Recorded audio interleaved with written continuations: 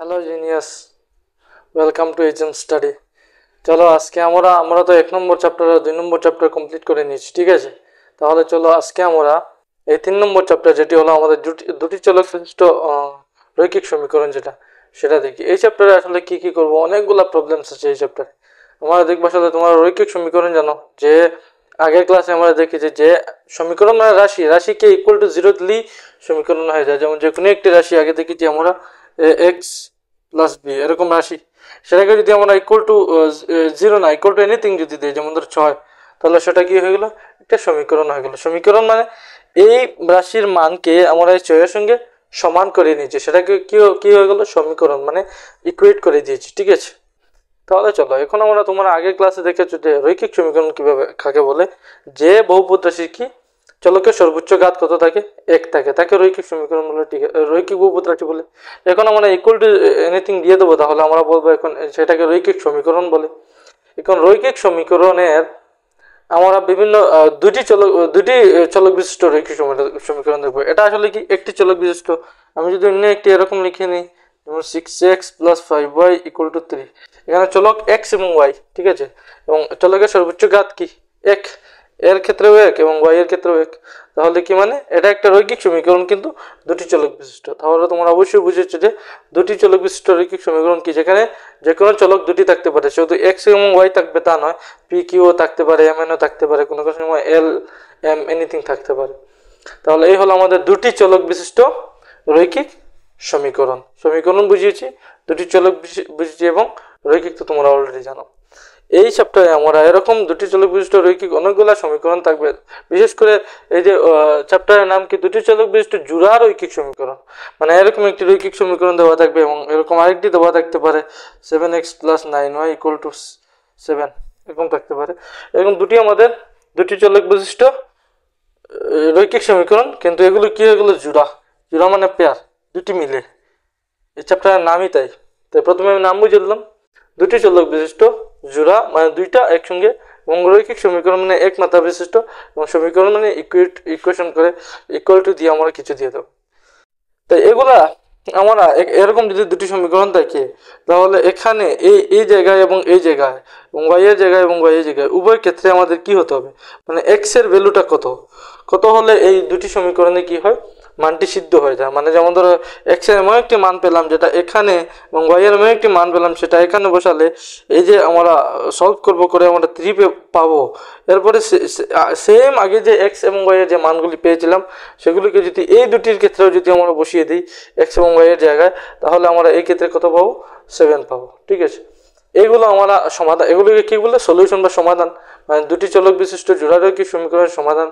আমাদের অনেক পদ্ধতি আছে। প্রথমে আমাদের লৈখিক মানে লেখ আমরা ড্র করব, এবং সেই লেখের মাধ্যমে আমরা বের করব যে সেটার সমাধানটা কি, কোন বিন্দুটা আসলে বা কোন x এবং y এর কোন মানের জন্য সেই দুটি সমীকরণে কি হয়, সমাধান বের হয়ে আসে।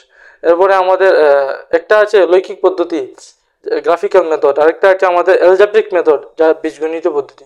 বীজগণিতীয় পদ্ধতির মধ্যে আবার 3 ধরনের পদ্ধতি আছে। একটা আছে প্রতিস্থাপন পদ্ধতি, আরেকটা আছে অপনয়ন পদ্ধতি, আর আরেকটা আছে আমাদের বজ্রগুণন পদ্ধতি। তাহলে এই 4 ধরনের আমরা করব। এরপরে সবার শেষে প্রত্যেকটি পদ্ধতির জন্য একটি একটি করে এক্সারসাইজ থাকবে। এবার সবার শেষে 1-2টি এক্সারসাইজ এমন থাকবে যেখানে আমরা সকল পদ্ধতিকে মিক্স করে আমরা সলভ করব, যেটা আমাদের জন্য সবথেকে সুবিধাজনক, সেই জায়গায় আমরা সেই পদ্ধতি ইউজ করে আমরা সলভ করব। খুব বেশি ইম্পর্টেন্ট এই চ্যাপ্টার, মানে অ্যালজেব্রার হার্টও বলে নিতে পারো একরকম, মানে অ্যালজেব্রা কিন্তু খুব বেশি ইম্পর্টেন্ট, ঠিক আছে। তাহলে দেখি এখন প্রথমে আমরা শুরু করি যে আমাদের দুটি চলক বিশিষ্ট রৈখিক সমীকরণ কাকে বলে, যে সমীকরণকে আমরা ax + by + c = 0 আকারে লেখা যায়, ঠিক আছে। এখানে আমি x এবং y ব্যবহার করেছি, অন্য কিছু থাকতে পারে, ap + bq + আরো কিছু c এরকমও থাকতে পারে। আমরা সর্বদা যেহেতু xy ধরি তাই xy নিলাম। যে সমীকরণকে ax + by + c = 0 আকারে লেখা যায়, যেখানে কি a b এবং c কি, এই তিনটি আমাদের বাস্তব সংখ্যা, ঠিক আছে। বাস্তব সংখ্যা মানে যে কোনো নাম্বার, রুট হতে পারে, মাইনাস, প্লাস, ভগ্নাংশ, যে কোনো জিনিস থাকতে পারে। বাস্তব সংখ্যা এবং এ ও বি, এই যে এই ক্ষেত্রে এ এবং বি কি হতে হবে আমাদের, নট ইকুয়াল টু জিরো। ঠিক আগের ক্ষেত্রে আগে এই জায়গায় আমরা একটি চলক বিশিষ্ট ক্ষেত্রে আমরা কি বলেছিলাম, এখানে এ নট ইকুয়াল টু জিরো এরকম বলেছিলাম তো। কারণ কি আমরা দেখেছিলাম যে এ যদি জিরো হয়ে যায় তাহলে এখানে চলকই থাকবে না, এবং চলক থাকলে তার মাত্রাও নেই, তাহলে এটি এক চলক বিশিষ্ট বহুপদ রাশি হবে না। ঠিক সেইভাবে এখানে যদি এ বা বি দুটির মধ্যে যে কোনো একটিও জিরো হয়ে যায় বা দুটিও যদি জিরো হয়ে যায়, যেমন ধরে নাও এই ক্ষেত্রে A X plus B Y plus C, যদি এ জিরো হয়ে যায় তাহলে এই পদটা সম্পূর্ণ জিরো হয়ে যাবে, কারণ পুরোটাই আছে, জিরো ইন্টু এনিথিং জিরো হয়ে যাবে, এবং শুধু বি ওয়াই প্লাস সি থাকবে।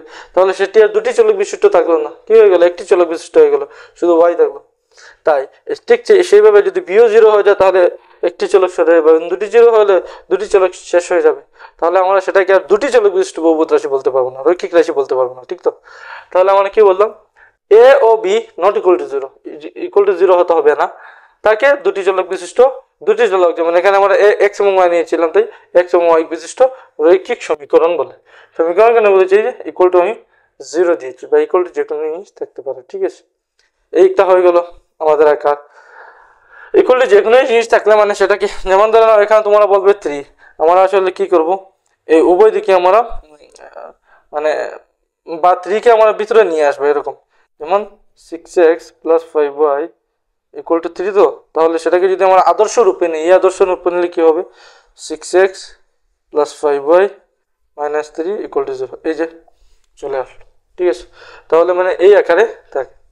এটা হলো মানে এগুলো লেখা এবং জানা খুব বেশি দরকার, এই জায়গাগুলো থেকে কিন্তু এক্সামে এসে যায় অনেকগুলো। এখন যে কোনো জিনিস তোমাদেরকে জিজ্ঞেস করতে পারে, আর তোমার জানা দরকার। আমি যখনই ক্লাস করাই এই চ্যাপ্টারগুলোর, আমি সেরকম প্রথমে এই থিওরিগুলো লিখে দিই। ঠিক আছে, এবং এক্সামে অনেকবার এসে যায়।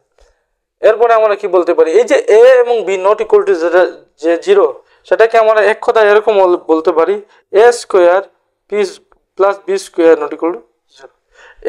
এই কথার অর্থ ঠিক একই, এর অর্থ হয়ে যাবে আমাদের কি, A not equal to zero, B not equal to zero. ঠিক আছে, কিভাবে হবে আমি আর বুঝাচ্ছি না, তাহলে চলো। এরপরে কি, দুটি চলক বিশিষ্ট রৈখিক সমীকরণ, যেমন আমরা নিতে পারি x plus b y plus c, সেটা সমাধান, এই যে একটু আগে বলেছিলাম সেটা সমাধান। যেমন ধরো না আমি যদি এখানে যদি ইউজ করি, একটা এখানে তোমাদের দেওয়া আছে, যেমন 2x plus 3y equal to 5, না চলো এটা ধরে নিই, যেমন 2x plus 3y equal to 5, এই যে 2x plus 3y equal to 5। এখন কথা হলো, মানে এই বহুপদ রাশি যেটা, সেটার মান কি 5-এর সমান। তাহলে এই বহুপদ রাশি আমাদের এখানে তো 2 এখানে 3, তাহলে নিশ্চয়ই এগুলো তো আর চেঞ্জ করতে পারবো না। আমরা x এবং y এমন কোনো একটা মান আছে, সেই মানের জন্য বহুপদ রাশিটা কি হচ্ছে, আমাদের 5 হচ্ছে সেই যে মানের জন্য এই বহুপদ রাশিটা 5 হচ্ছে, সেই মানগুলোকে x এবং y এর সেই মানগুলোকে সেই বহুপদ রাশি কি বলি, সমাধান বলি। যেমন ধরে নাও এখানে আমরা যদি 1 বসিয়ে দিই x এর জায়গায়, তাহলে 2 × 1 প্লাস 3 × 1 ইকুয়াল টু 5। এখানেও দেখছি আমরা লেফট হ্যান্ড সাইডে কি 2 একে 2 প্লাস 3 একে 3 ইকুয়াল টু 5, মানে বাম দিকে আমাদের 5 এবং ডান দিকে 5 হচ্ছে। বাম দিকে x এবং y এর জায়গায় 1 যদি 1,1 আমরা কি বসিয়েছি 1,1, মানে কি, মানে x এর জায়গায় 1 এবং y এর জায়গায় 1। এই যে 1,1 সেটা এই বহুপদ রাশি, এই যে 2x plus 3y equal to 5, সেটা কি হয়ে গেল, সমাধান হয়ে গেল। ঠিক আছে, এটাই সেইভাবে অন্য কিন্তু তোমরা অন্য যে কোনো জিনিস যদি সেখানে যদি রাখো -1 5 6 7 যে কোনো জিনিস রাখলে তোমরা দেখবে যে এই বাম দিকে 5 আসছে না। বাম দিকে যদি 5 না আসে তাহলে আমরা কি করে বলছি যে এই বহুপদ রাশিটা 5-এর সমান। 5-এর সমান যদি আমরা বলি তাহলে সেখানে তো মান ঠিক তেমনই রাখতে হবে।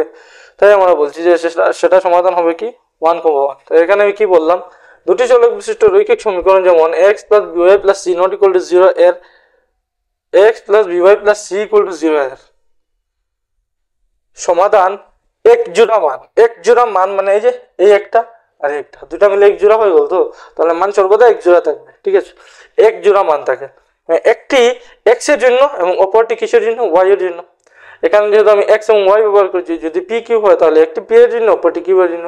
এখানে যদি l n থাকে তাহলে বা m n থাকে, যদি একটি m এর জন্য অপরটি y n এর জন্য, যেভাবে আমরা নেব। ঠিক আছে, এবং এই যে আর এই মানটার আসলে লৈখিক বা লেখ যদি আমরা ড্র করি, সেটার মিনিংটা কি হবে, অর্থটা কি হবে এই মানটা। আসলে এই বহুপদ রাশি যেমন ধরে নাও এই যে 2x plus 3y equal to 5, তোমরা 9-এ অনেকগুলো তোমার লেখ করে এসেছে যে এরকম বহুপদ রাশি দেওয়া থাকলে আমরা তার লেখ কীভাবে অঙ্কন করতে পারি। লেখ মানে তোমরা জানো গ্রাফ। তাহলে সেটা এই সমাধানটার অর্থ কি, লৈখিক অর্থটা কি।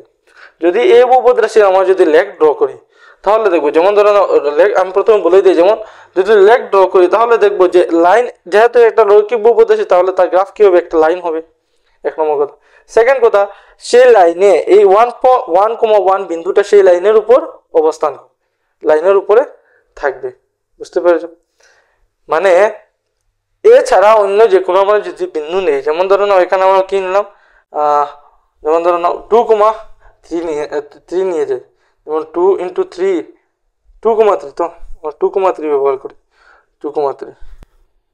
তাহলে x এর জায়গায় আমরা 2 ব্যবহার করি, 2 × 2, আর y এর জায়গায় আমরা 3 ব্যবহার করি, 3 × 3। তাহলে দেখবো 2 × 4 + 3 × 9, 9 × 4 13, 13 = 5 হচ্ছে না। মানে এই 2,3 এই যে দুটি চলবিষ্ট বহুপদ রৈখিক বহু সমীকরণ, সেটা গ্রাফে কি থাকবে না, এই 2,3 থাকবে না। এখন একটা আমরা সেটাকে করে নিই, যেমন 2x + 3y = 5, সেটাকে আমরা কীভাবে গ্রাফ ড্রয়িং করি। প্রথমে এরকম আমরা xy দিয়ে, তারপরে আমরা বলি যদি x = 0 হয়, 0 1 2 3 যে কোনো জিনিস নিতে পারি, x তো যে কোনো জিনিস থাকতে পারে। 0 নেই কেন, কারণ 0 হলে সেই পথটা 0 হয়ে যাবে, আমাদের গ্রাফটা মানে খুব তাড়াতাড়ি আমাদের মানটা বের হয়ে আসবে, ঠিক আছে। তাই আমরা 0, যদি x এর জায়গায় যদি আমরা 0 দিই তাহলে y কত হবে, x এর জায়গায় যদি 0 থাকে তাহলে এই সম্পূর্ণ পথটা কি হয়ে যাবে, 2 × 0 মানে 0, মানে শুধু থাকবে 3y = 5, তাই তো, শুধু থাকবে কি 3y = 5, মানে কি y = 5/3। এখন কথা হলো এরকম আমরা 0 রেখে দেখি যে এখানে একটা আমাদের অখণ্ড সংখ্যা আসছে না, মানে একটা ভগ্নাংশ এসে গেছে। কিন্তু ভগ্নাংশকে আমরা যখন গ্রাফে প্লট করি তখন আমাদের একটু সমস্যা হয়ে যায়, মানে বসাতে পারি না। তাই আমরা একটু আইডিয়া করবো, যখন এখানে আমরা দেখছি এখানে যে মান থাকবে সেটাকে কি দিয়ে ভাগ হবে, 3 দিয়ে ভাগ হবে, ঠিক তো। তাহলে আমরা এমনভাবে এটাকে 3 এর গুণিতক বানিয়ে দিই, এটাকে একটু চেঞ্জ করে। তাহলে এখানে তো 5 আছে, যদি x এর জায়গায় যদি আমরা 4 বসিয়ে দিই তাহলে কি হবে, 2 × 4 + 3y = 5। তাহলে কি হয়ে গেল, 3y = 5 - 4 × 8, তাহলে রেজাল্ট কি হয়ে গেল, -3। ঠিক আছে, যদি আমরা x এর জায়গায় কি বসিয়ে দিই, 4 বসিয়ে দিই, তাহলে y এর মান কত আসছে আমাদের, y = 1 আসবে, -1 আসবে। y এই যে 3 দিয়ে যদি আমরা -3 কে ভাগ করি তাহলে -1, y = আমাদের -1, একটা মান পেলাম। এখন আমাদের দুইটা বের করতে হয়। আর এখন আমরা y কে ইউজ করি, যদি আমরা y কে 0 রাখি তাহলে দেখছি x = কত হয়ে যাচ্ছে, 5/2। মুখে মুখে দেখা যায়, মানে একটু তোমরা যেহেতু তোমরা 9-এ অলরেডি করে এসেছো, তাই আমি এমন ডিটেইলে সেগুলো করাতে যাচ্ছি না। তাহলে এরপরেও তোমরা দেখতে পারো, যদি মানে y এর জায়গায় যদি 0 রেখে দিই তাহলে 3 × 0 এই পদটা সম্পূর্ণ 0 হয়ে যাবে, মানে থাকবে কি 2x = 5 থাকবে, মানে x = কত হয়ে আসবে আমাদের, 5/2। কিন্তু ঠিকই আগের মধ্যে প্রবলেম, এখানে ভগ্নাংশ এসে গেছে, গ্রাফে আমরা প্লট করতে একটু প্রবলেম হবে। তাই আমরা আবার একটু আইডিয়া করে আমরা করব। যেমন আমরা দেখছি যে এখানে যে মানই থাকুক না কেন সেটা কি দিয়ে ভাগ হচ্ছে, আমাদের 2 দিয়ে ভাগ হচ্ছে, ঠিক আছে। তো মানে এখানে y এর মান এদিকে মাইনাস হয়ে পরে x এর মান যখন আমরা বের করতে যাবো তখন সেই উপরের মানটাকে 2 দিয়ে ভাগ করতে লাগবে। তাহলে এমন একটা নাম্বার রেখে দিই, জোড়া নাম্বার একটা রেখে দিই, যেহেতু জানি আমরা জোড়া নাম্বার কি দিয়ে ভাগ হয়, আমাদের 2 দিয়ে ভাগ হয়। তাহলে কিভাবে করবো, এখানে তো আর কিছু এডিট করতে পারবো না, আমরা জানি এটা সেদিকে গিয়ে কি হচ্ছে, মাইনাস হচ্ছে। তাহলে এখানে কি নাম্বারটা রাখি যাতে মাইনাস হয়ে 5 এর সাথে মাইনাস হয়ে একটা জোড়া সংখ্যা আসে। তাহলে আমরা দেখছি এখানে যদি আমরা 1 রাখি তাহলে কি হবে, সেদিকে এটা হয়ে যাবে 3 × 1 মানে 3, মানে এই 3টা যদি সেদিকে যদি চলে যায় তাহলে 5 - 3 একটা মান কি আসবে, এখানে 2 আসবে, ঠিক তো। আর এটা নিতে পারি, কিন্তু আমি চাচ্ছি না যে 1 হতো, কারণ 2 আসলে সেই x এর 2টা 2 দিয়ে ডিভাইড হয়ে কি এসে যাবে, 1 এসে যাবে। আমি চাচ্ছি একটু ডিফারেন্ট আসতে, কারণ এখানে তো 1 অলরেডি আছে। আমরা দেখি, মানে এরপরে আমরা কি রাখতে পারি, যদি আমরা এখানে 2 রাখি তাহলে 6, 5 থেকে 6 গেলে হবে না। যদি আমরা 3 রাখি তাহলে 9, তাহলে 5 থেকে 9 গেলে 4, তাহলে আমরা 3 রাখবো। যদি আমরা y এর জায়গায় কি রাখি, y এর জায়গায় যদি আমরা 3 রাখি তাহলে কি হবে, তাহলে হবে 2x + 3 × 3 = 5, মানে এখানে হবে 2x = 5 - 9, মানে কি হবে 2x = -4, মানে কি হবে x equal to -4/2 equal to -2। মানে y এর জায়গায় যদি আমরা কি রাখি 3 রাখি তাহলে x এর মান আমরা কি পাচ্ছি -2 পাচ্ছি। তাহলে সেটা আমরা ইউজ করব, y এর জায়গায় যদি 3 থাকে x এর জায়গায় -2। আমরা দুটো মান পেয়ে গেলাম। আমি কি বুঝাতে চেষ্টা করছি আসলে এখানে একসাথে আমি দুটি কনসেপ্ট তোমাদের ক্লিয়ার করে নিচ্ছি। একটা সেই গ্রাফটা কিভাবে আপলোড করতে হবে, কারণ একটু পরে তোমাদের লাগবে সেখানে গ্রাফটা কিভাবে আমরা বের করি, এরকম এক্স ওয়াই বের করে এরকম এক্স ওয়াই এর শূন্য মানে কি রাখলে আমাদের এরকম দুইটা বের করতে পারি, ভগ্নাংশ না কিন্তু আমাদের যাতে অখণ্ড সংখ্যা হয়, এরকম একটা হয়ে গেল। এর সাথে সাথে আমি এটা বুঝিয়ে দিচ্ছি যে এই যে বহুপদ রাশি দ্বিঘাত দুটি চলক বিশিষ্ট রৈখিক সমীকরণ যেটা, সেটা যে সমাধান এখানে আমরা দিচ্ছি এই সমাধানটা আসলে লৈখিক অর্থটা কি, লেখের মধ্যে রাখলে সেটা কি হবে, সেটাই সেই লেখের মধ্যে একটা বিন্দু হয়ে যাবে। যেমন দেখবে এখানে আমি এই লেখটা এখন ড্রয়িং করি, কি হবে যেমন একটা বিন্দু হলো আমাদের এখানে 4, -1 x এর 4 y -1 আর একটা x এর -2 y এর 3। মানে আমাদের সে এই সমীকরণ যেটা নিয়েছিলাম আমরা 2x + 3y = 5, সেটার দুটা বিন্দু এই দুইটা হয়ে গেল। ঠিক আছে, মানে এই দুইটাও সেই সমীকরণের কি দুটি সমাধান। ঠিক আছে, তাহলে দেখি এরকম যদি আমরা লেখ ড্র করি, যেমন x এর মধ্যে আমাদের 4 ঘর অবধি যেতে হবে, যেমন এখানে হাইয়েস্ট 4 আছে, তাহলে 1 2 3 4 এবং আর বাম দিকে আমাদের -2 যেতে হবে, তাহলে 1 2 বাম দিকে -2 চলে গেলাম। ঠিক আছে, এটা x, এটা y। y এর মধ্যে হাইয়েস্ট উপরের দিকে 3, এই যে 3 1 2 3 আর নিচের দিকে -1 অবধি, তাহলে এই -1 দিয়ে দিলাম। ঠিক আছে, এখন কি হবে দেখো এই 4, -1 বিন্দুটাকে আমরা এই লেখে বসাবো, তাহলে 4, -1 মানে x এর দিকে 1 2 3 4 আর y এর দিকে -1 মানে এখানে হবে এই 4 আর এই -1 মানে এই জায়গায় বিন্দুটা হবে, একটা বিন্দু দিয়ে দিলাম। আর একটা হলো -2, 3, তাহলে x কত x -2 1 2 -2 হয়ে গেল, y কত y 3, তাহলে a -2 a 1 2 3 মানে a -2 আর a 3 সেটা এই জায়গায় কাটাকাটি করবে, তাহলে আমরা এই জায়গায় দিয়ে দিই। এখন সেই দুটা বিন্দুকে আমরা কি করি সংযোগ করি, তোমরা তো স্কেল ব্যবহার করে করবে, আমার কাছে তো স্কেল নেই তাই আমি এরকম করে নিচ্ছি, একটু এদিক সেদিক হবে কোনো প্রবলেম নেই। তাহলে এই মানে এই যে রেখাটা আঁকলাম মানে ড্রয়িং করলাম, সেটা কিসের সমান এই 2x + 3y = 5 সেই সমীকরণের মানে লেখ এটা। তাহলে এটা কিসের 2x + 3y = 5। এখন কি, এখন যে আমরা বলেছিলাম 1, 1 সেটা একটা সমাধান মানে সেটা লৈখিক অর্থ কি, যদি আমরা 1, 1 কে এখানে বসাই, দেখো 1, 1 মানে কি x1 এবং y1, তাহলে দুটা কি এই 1 উপরে গেলে এই 1 মানে ঠিক এই রেখার উপরে পড়ছে। ঠিক আছে, এখন সমাধান ছাড়া যদি অন্য কোনো বিন্দু নেই, যেমন আমরা একটু আগে নিয়েছিলাম যে এই যে 2,3 দেখেছিলাম যে বাম দিকে 5 আসছে না, ইকুয়াল টু করলে x এবং y এর জায়গায় বসালে 13 আসছে, 13 আসছে, 13 যেহেতু 5 এর সমান না, তাই আমরা বললাম যে সেটা একটা সমাধান না। সমাধান না যদি কোনো x এবং y এর মান যদি সেখানে বসে, যেমন 2,3 কে যদি বসে তাহলে কি হবে 1 2 এখানে 2 আর 3 1 2 3 মানে বিন্দুটা এখানে হবে, সেটা কি সেই রেখার উপরে আসছে না। মানে আমরা কি বুঝলাম, মানে একটা দুটি চলক বিশিষ্ট একটা রৈখিক বহুপদ রাশি বা একটা রৈখিক সমীকরণের যে সমাধান হবে, সেই সমাধানটা সেই সমীকরণের যে লেখ হবে সেই লেখের উপরে থাকবে। ঠিক তো, এখানেই লিখলাম লৈখিকভাবে যদি আমরা বলি যে সমাধানের কথা, যে কোনো দুটি চলক বিশিষ্ট রৈখিক সমীকরণ x + by + c এর প্রত্যেক সমাধান, যে যতটি সমাধান আমরা বের করি না কেন, প্রত্যেক সমাধান কি হবে এই x, y মানে x, y দিয়ে আমরা বুঝিয়ে দিয়েছি যে সমাধানগুলোকে হচ্ছে সমীকরণটি নির্দেশ করা রেখার উপর অবস্থিত একটি বিন্দু, মানে সেই সমীকরণটি দ্বারা যে রেখা হবে বা যে লেখ হবে সেই লেখের উপরে থাকা প্রত্যেক বিন্দুটা সেই সমীকরণে কি হবে সমাধান হবে। এই হয়ে গেল। ঠিক আছে, এখন আমি শুধু তো তোমাদেরকে কি বুঝিয়েছি, বেশি না মানে দ্বিঘাত মানে দুটি চলক বিশিষ্ট রৈখিক সমীকরণ কি সেটা বুঝেছি। এখন আসলে কথা এখানে দেওয়া আছে দুটি চলক বিশিষ্ট জোড়া রৈখিক সমীকরণ, এখন জোড়াটা নিয়ে আমরা একটু আলোচনা করব। তাহলে এখান থেকে এই ইম্পর্টেন্ট প্রথম কথা হলো যে দুটি দোলকবিষ্ট রৈখিক সমীকরণে আমাদের সাধারণ আকার কি, তাহলে সাধারণ আকার হয়ে গেল ax + by + c = 0, আর যেখানে a b c হলো আমাদের বাস্তব সংখ্যা এবং a ও b ≠ 0, এক নম্বর কথা।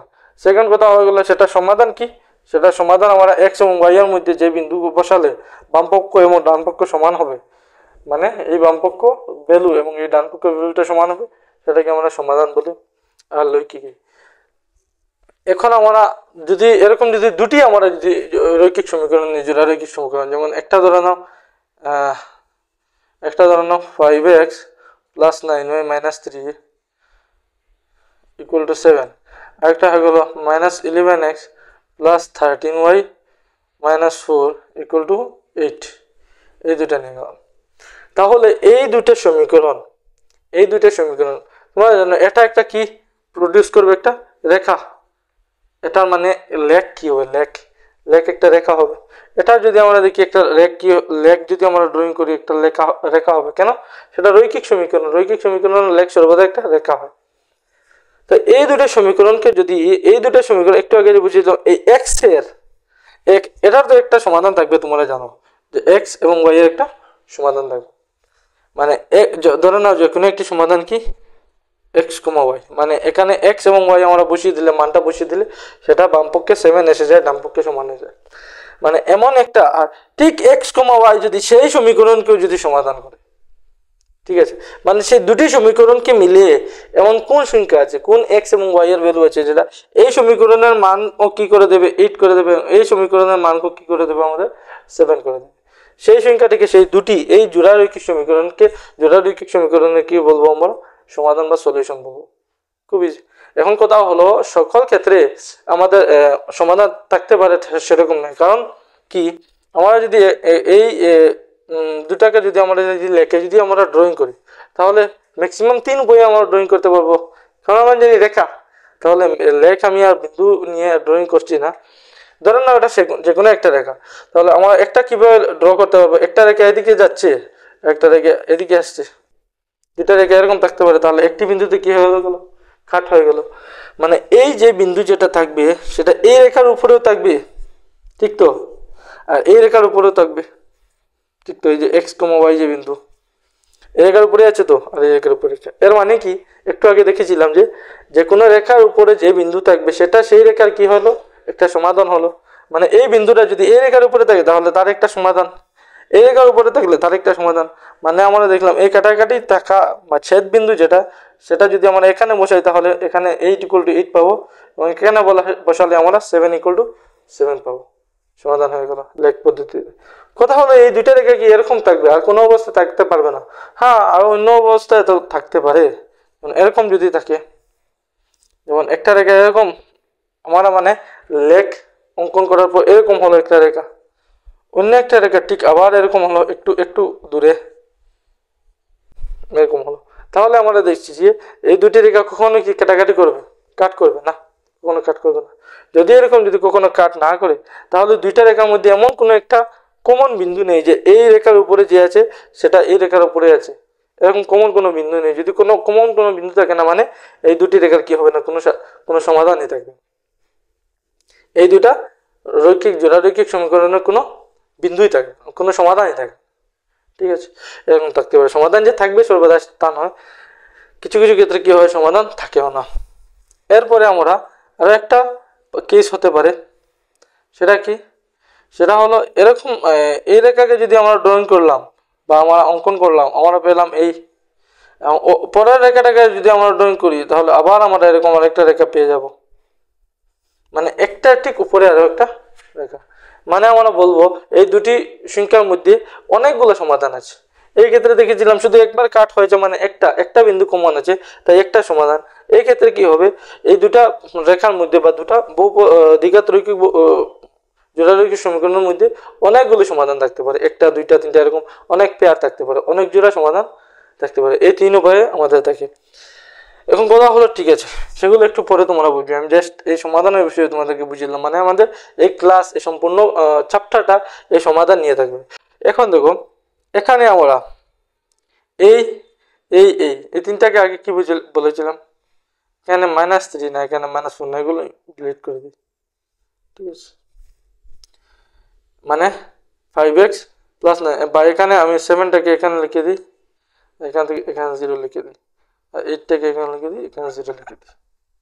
ঠিক আছে, মানে কি, মানে আমরা দেখলাম এটাকে আমরা কি বলি, ax plus by plus c, এই তো ইকুয়াল টু 0। ঠিক তেমনই আছে, কিন্তু যেহেতু আমরা জোড়ারৈখিক সমাধান বলবো, দুটা রাশি দুটা রেখা সমীকরণ আমাদের আসবে, তো এখানে a1x b1y c1, আর অন্যটার ক্ষেত্রে আমরা ঠিক একইভাবে ব্যবহার করব, a2x plus b2y plus c2 equal to 0। মানে আমরা যদি বলি যে দুটি চলক বিশিষ্ট জোড়ারৈখিক সমীকরণের সাধারণ আকার কি, সাধারণ বা আদর্শ রূপটা কি, আমরা বলবো একটা হবে a1x plus b1y plus c1 equal to 0, আর একটা হবে a2x plus b2y plus c2 equal to 0। এই a b c গুলো কি কি, a b c, a1 b1 c1 a2 b2 c2 এগুলো হলো আমাদের বাস্তব সংখ্যা। ঠিক আগে যেভাবে বলেছিলাম abc বাস্তব সংখ্যা, এখন এখানে 6টা আছে, তাই 6টা বাস্তব সংখ্যা। আর কি হবে আমাদের এই যে চারটা a1 a2 আর b1 b2, এই দুইটা কি হবে, নট ইকুয়াল টু 0। এই দুটো যদি 0 হয় তাহলে হবে না, কারণ xy চলে যাবে, তাই এই কন্ডিশন। ঠিক আছে, তাই সেগুলো আমি তোমাদেরকে লিখে দিই। এখন যেভাবে আমি শুধু দুটি চলক বিশিষ্ট রৈখিক সমীকরণের কথা বলেছি, এখন আমরা পেয়ার দুইটা নিয়ে সেটা কিছু দেখে নিই। চলো, তাহলে আমরা কি লিখতে পারি, যদি দুটি সমচলক বিশিষ্ট, চলক কি থাকতে হবে, সমান, যে একটু আগে দেখেছিলাম উভয় আমাদের সমীকরণ যেটা ছিল সেটাতে চলক কি ছিল, উপরেরটাতেও x এবং y, নিচেরটাতেও কি ছিল x এবং y। তাই দুটি সমচলক বিশিষ্ট দুটি সমীকরণ, দুটি রৈখিক সমীকরণকে দুটি চলক বিশিষ্ট জোড়ারৈখিক সমীকরণ বলে। দুইটা সমীকরণ হবে, দুইটা সমচলক থাকতে হবে এবং তাদের মাত্রা একমাত্রিক হতে হবে, মানে রৈখিক।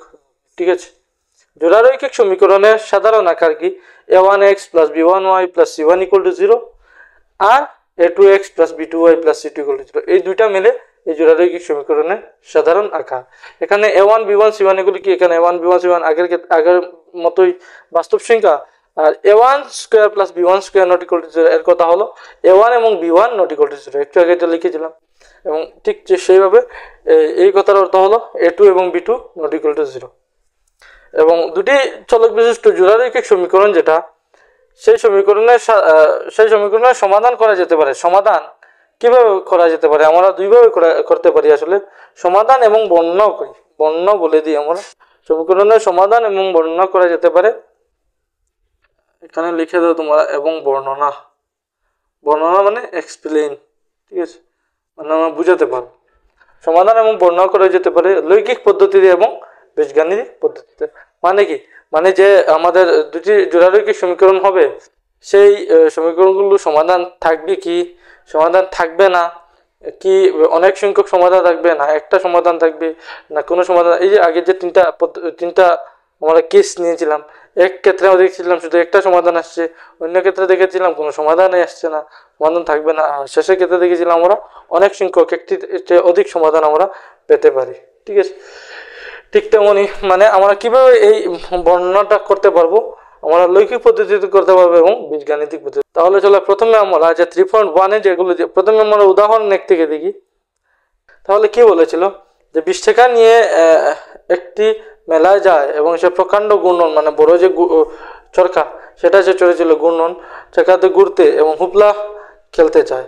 এই অবস্থাটিকে আমরা বীজগণিতীয় রৈখিক আকারে লিখবো। তাহলে এটার তো কোনো প্রশ্নই নেই, আমি আর দিচ্ছি না প্রশ্ন, জাস্ট প্রথমে চ্যাপ্টারের প্রথমে বলেছি যে সে যতবার চরকা চড়েছিল তার ঠিক অর্ধেকবার সে হুপলা ফেলেছিল। তাহলে আমরা ধরি, এবং শেষে কি বের করতে বলেছে আমাদের বলছে সে কতবার চরকা চড়েছে, ঘূর্ণনটা চড়েছে, এবং কতবার হুপলাটা ফেলেছে, সেটা একটা আমাদের জ্যামিতিক বর্ণনা করতে হবে।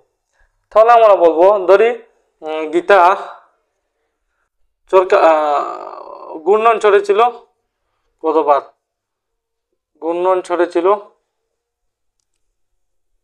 x বার।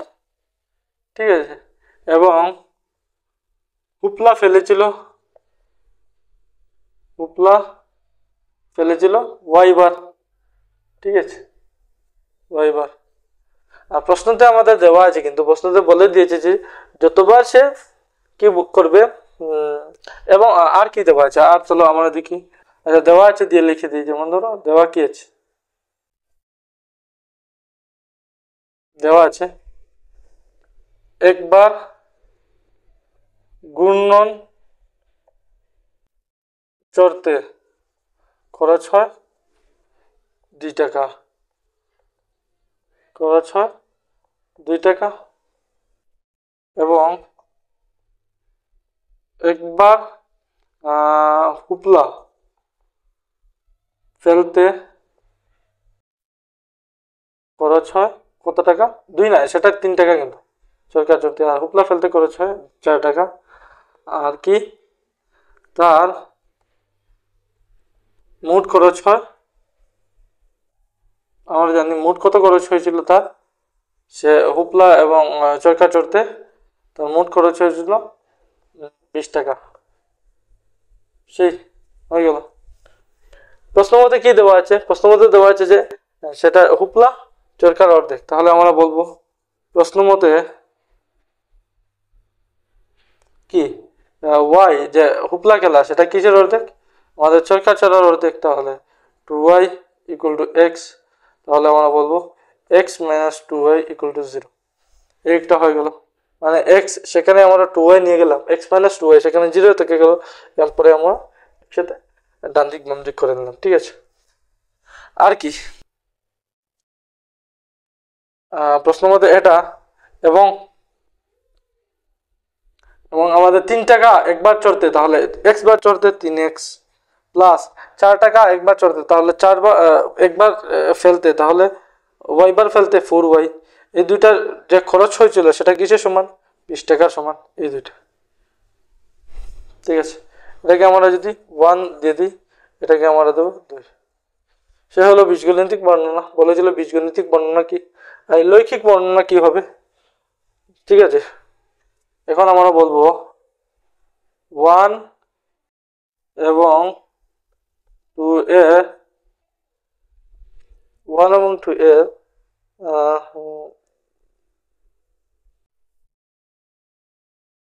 লৈখিক বর্ণনা।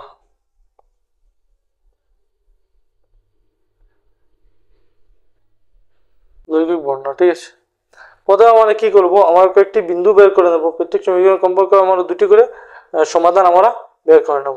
পরে সেটাকে গ্রাফ প্লট করব এবং গ্রাফ দিয়ে আমরা দেখিয়ে দেবো। এই গ্রাফ দিয়ে দেখিয়ে দেওয়ার পর আমাদের শেষ হয়ে যাবে। ঠিক আছে, তাহলে আমরা কি করব, প্রথমে দুটি সমীকরণের দুটি করে সমীকরণ দুটির সমাধান হলো, দুটি করে সমীকরণ দুটির সমাধান হলো কি, দুটি করে বের করতে লাগে কেন, কারণ আমাদের গ্রাফ প্লট করতে সেই দুইটা করে আমাদের সমাধান লাগে। প্রথমটির ক্ষেত্রে আমরা কি করব, এরকম xy দিয়ে দেবো। তাহলে এখানে প্রথমটির ক্ষেত্রে যদি xটাকে আমরা 0 রেখে দিই, তাহলে y = কত হয়ে যাবে, 0। মানে কি, x এর জায়গায় যদি আমরা 0 রেখে দিই তাহলে থাকবে -2y = 0, এবং এখানে তো 0, এই -2 কে যদি এই 0 নিচে সরিয়ে নিই, কারণ পুরো নিচে ডিভাইড হয়ে যাবে, তাহলে y এর মান কত থাকবে, 0 হয়ে যাবে। কেন, এই তো একটু দেখো না, এটা আমি তোমাদেরকে দেখিয়ে দিচ্ছি। =0, 0 বসালে x এর জায়গায় 0 - 2y = 0, এখানে তো কিছু নেই, 0 মানে কিছু নেই। তাহলে y এর মান কি করে বের করবো আমরা, এখানে 0 আছে, এই -2 এদিকে চলে যাবে, উপরে যে কোনো ভগ্নাংশ কিছু থাকলে তার ফল কি হয়, 0। আর সেখান থেকে আমরা বুঝতে পারি যে x যদি আমরা 0 রাখি তাহলে y 0 হয়ে যায়, এবং y যদি আমরা 0 রাখি তাহলে কি, y 0 রাখলে x 0 হয়ে যায়, আবার 0 0 হয়ে যায়। একটা তো 0 0 বিন্দু অলরেডি আছে, আমরা অন্য একটা বের করি। y যদি আমরা 1 রাখি, তাহলে x কত হবে, x 2 হয়ে যাবে, কারণ কি x - 2 × 1, y এর জায়গায় 1 রেখে দিলাম = 0। তাহলে y সেখানে চলে, এখানে 2 - 2 সেখানে চলে গেলে +2, মানে x এর জায়গায় যদি আমরা y এর জায়গায় যদি আমরা 1 রাখি, x এর জায়গায় কি হবে, 2। এই সমীকরণ থেকে আমরা দুটা আমরা পেয়ে গিয়েছি। এবং পরেরটা দিকে আমরা দেখি ঠিক তেমন, কেন আমরা x y লিখে দিই। এখানে যদি আমরা x 0 রেখে দিই তাহলে y কত হয়ে যাবে, খুব ইজি, 5 হয়ে যাবে। কেন, x 0 মানে এই সমস্ত জায়গাটা 0 হয়ে যাবে। তাহলে 4y equal to 20, 4y equal to 20, তো তাহলে y ইকুয়াল টু কত হবে? এই 20-র নিচে আমাদের 4 চলে যাবে, তাহলে রেজাল্ট কি হবে? 5, 4 5 20, মানে x এর জায়গায় যদি আমরা 0 রেখে দিই, y এর জায়গায় কত হবে? 5। এখন আমরা যদি y এর জায়গায় যদি আমরা কিছু একটা রেখে দিই, যেমন ধরো 0, তাহলে x এর জায়গায় 20/3 হয়ে যাবে।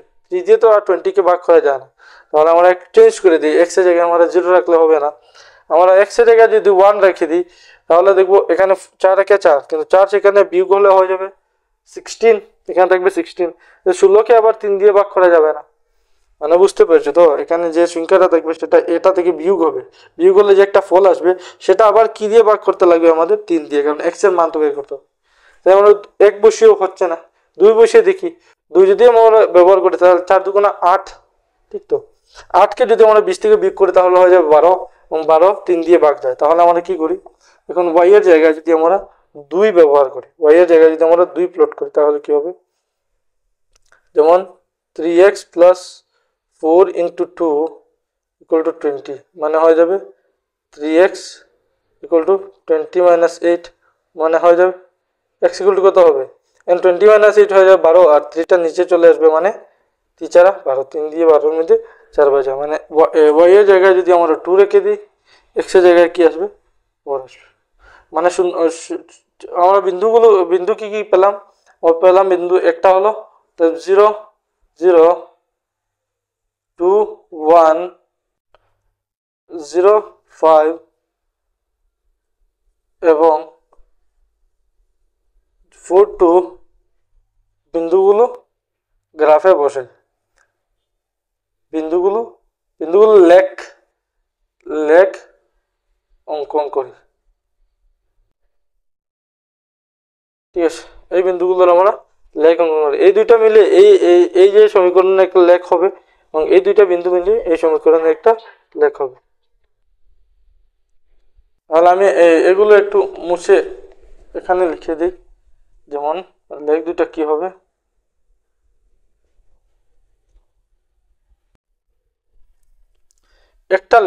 একটা লেখের মধ্যে আমরা দুইটা অঙ্কন করব। যেমন ধরে নাও x এর হাইয়েস্ট মান কত যাচ্ছে? x এর হাইয়েস্ট 4 যাচ্ছে, তাহলে x এ আমরা হাইয়েস্ট 4টা এরকম কাট করব, 1 2 3 4। আর y এর হাইয়েস্ট কত যাচ্ছে? y 0, আচ্ছা এখানে 0 1 5 2, মানে 5 যাচ্ছে, তাহলে আমরা 5 দিয়ে দেব, 1 2 3 4 5। এখন আমরা এই যে 0 0 আর 2 1, মানে এই বিন্দুটা কিসের মধ্যে দিয়ে যাচ্ছে? একটা এই বিন্দু 0 0, একটা বিন্দু কত 2 1, তাহলে x2 আর y1, মানে এই বিন্দু দিয়ে এটা যাচ্ছে, তাহলে আমরা এরকম একটা রেখা এই দুটি বিন্দুর মধ্যে দিয়ে আমরা দিয়ে দিই। এটা কোনটা আমাদের? এটা একটু আগে লিখেছিলাম কত? x - 2y = 0, তাহলে x - 2y = 0। এবং আরেকটা আমাদের কি 0,5 এবং 4,2, তাহলে 0,5 5 মানে x5, তাহলে এখানে একটা বিন্দু হয়ে গেল 4,2, মানে 4 এখানে আর 2 এখানে, তাহলে 4 আর 2 মোটামুটি এই জায়গায় হয়ে যাবে। তাহলে রেখাটা এরকম হবে, এই উপর থেকে এই দুটি বিন্দুকে টাচ করে এদিকে যাবে, তাহলে কি হলো? এরকম। এটা কিসের? আমাদের একটু আগে যে করেছিলাম সেটা 3x + 4y = 20, তাহলে 3x + 4y = 20। এখন আমরা দেখছি এই দুইটা কোন বিন্দুতে ছেদ করেছে। আমরা দেখতে পাচ্ছি 1 2 3 4, এই 4, এই 2, আসলে 4,2 এখানে না, আসলে এখানে পড়তে হয়, ঠিক আছে? আমি যে আমার ব্ল্যাকবোর্ডে করছি তো, মানে এই বোর্ডে করছি তো, তাই এখানে আমি স্কেল ব্যবহার করছি না, তো আমার একটু এরকম সেরকম হয়ে যায়। আসলে আমি লাইনগুলো আমি ঠিক তেমন স্ট্রেট করে আঁকতে পারছি না। এই ক্ষেত্রে আমরা দেখতে পাই আসলে এই বিন্দুটা কি ছিল? 4,2, তো তাহলে 4 আর 2 আসলে একটু মানে ঠিক করে আঁকলে এই জায়গায় পড়বে, অত ঠিক করে আঁকা হয়নি, ঠিক আছে? এই জায়গায় পড়তে হয়। তোমরা যখন স্কেল ব্যবহার করে করবে এই এই 1 সেন্টিমিটার নেবে, এখানেও ঠিক 1 সেন্টিমিটার করে নেবে, এটা ঠিক সিধা করবে একদম স্ট্রেইট, এই রেখাগুলো একদম স্ট্রেইট করবে, তখন কি হবে এখানে 4,2 পড়ে যাবে। ঠিক আছে, মানে আমরা এই গ্রাফিক্যাল বর্ণনা হয়ে গেল, আগে ছিল আমাদের বীজগাণিতিক বর্ণনা, এগুলো করে আমাদের এই হয়ে গেল আমাদের গ্রাফিক্যাল বর্ণনা বা আমাদের লৈখিক বর্ণনা। ঠিক আছে, তাহলে এই লৈখিক বর্ণনায় আমাদের কি হলো, আমাদের হয়ে গেল যেমন সমীকরণ দুটি নির্দেশ করছে যে রেখা দুটি কত বিন্দুতে ছেদ করেছে। তাহলে আমরা এখানে লাস্ট কনক্লুশন লাইন লিখে দেব যে 1 এবং 2 সমীকরণ নির্দেশ করছে যে এই যে কি দুটি লেখ কত বিন্দুতে ছেদ করে 4,2 বিন্দুতে ছেদ করে, নির্দেশ করেছে দুটি লেখ 4,2 বিন্দুতে ছেদ করে।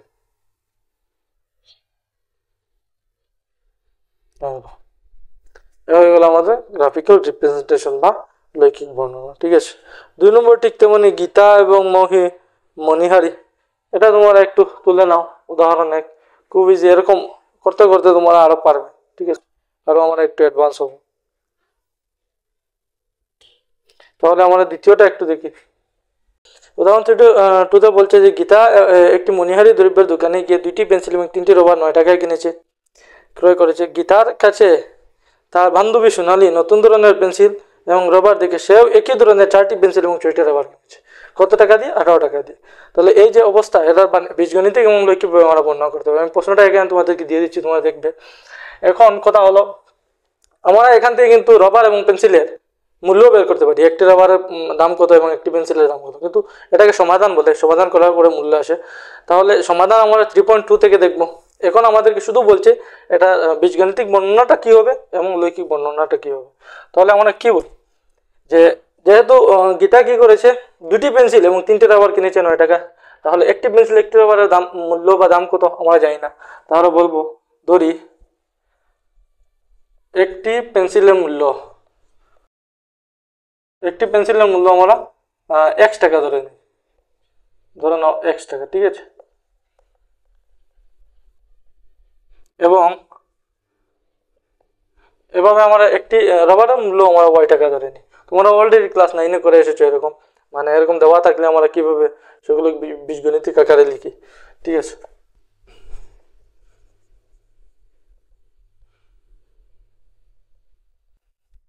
y টাকা। এখন আর কি বলছে, বলছে যে গীতা 2টি পেন্সিল এবং 3টি রাবার কিনেছে কত টাকা দিয়ে? 9 টাকা দিয়ে। এবং তার বন্ধু 4টি পেন্সিল এবং 6টি রাবার কিনেছে কত টাকা দিয়ে? 18 টাকা দিয়ে। তাহলে এই দুইটা যেহেতু প্রশ্নতে দেওয়া আছে, তাহলে আমরা প্রশ্নমতি হিসাবে ব্যবহার করতে পারি। প্রশ্নমতি কি হবে? প্রশ্ন হিসাবে যদি গীতা 2টি পেন্সিল এবং 3টি রাবার কিনে 9 টাকা দিয়ে, একটি পেন্সিলের দাম কত? x, তাহলে 2টি পেন্সিলের দাম হবে 2x। আর যোগ করবো আমরা একটি রাবারের দাম কত? y, তাহলে 3টি রাবারের দাম হবে 3y। এই 2টি পেন্সিল এবং 3টি রাবারের টোটাল মূল্য সে কত টাকা দিয়ে কিনেছে? 9 টাকা দিয়ে। ঠিক তো, এই একটা হয়ে গেল আমাদের। আর কি, এবং যদি তার বন্ধুর কথা বলি আমরা, সে কি করেছে, সে 4টি পেন্সিল এবং 6টি রাবার কিনেছে। একটি পেন্সিলের মূল্য x টাকা, 4টি পেন্সিলের দাম 4x, একটি রাবারের মূল্য y টাকা, তাহলে 6টি রাবারের মূল্য 6y ইকুয়াল টু কত হবে আমাদের? 18 হবে। এই হয়ে গেল, এটা হয়ে গেল আমাদের কি বীজগণিতীয় বর্ণনা। ঠিক আছে, এই যে প্রবলেম যেটা দেওয়া আছে সেটার বীজগণিতীয় বর্ণনা হয়ে গেল। তাহলে আমরা কি বলতে পারি, এখন আমরা যদি লৈখিক বর্ণনা দেখি তাহলে হবে লেখ অঙ্কন করার জন্য এই যে 1 এবং 2 এর, ঠিক আছে তো, 1 এবং 2 মানে সমীকরণ 1 এবং সমীকরণ 2 এর দুটি করে বিন্দু আমরা বের করব। তাহলে কি বলবো,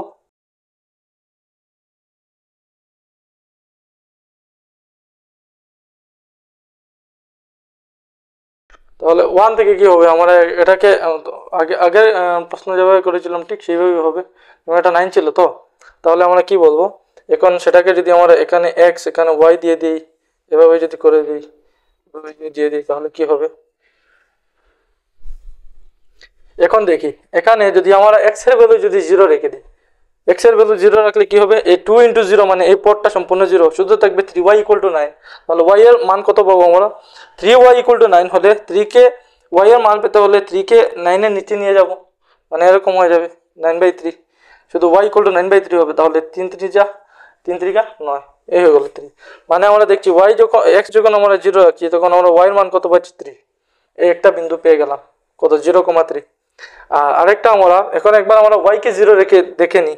দেখবো আমরা যে যদি y = যদি আমরা 0 রাখি তাহলে কি হচ্ছে আমাদের? 2x = 9, 2x = 9, তাহলে x কি হবে? 9/2।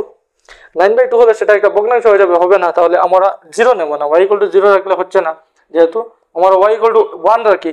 y = যদি 1 রাখি তাহলে এখানে কি হবে? 3 একে 3 হয়ে যাবে, মানে কি? মানে 2x + 3 = 9, মানে কি হবে? 2x এই 9 থেকে এই 3টা বিয়োগ হলে 6 হবে, মানে x কত হবে? 3 হবে। তোমরা দেখতে পারবে একটু করলে, আগে তো করে দেখিয়ে দিয়েছি আমি।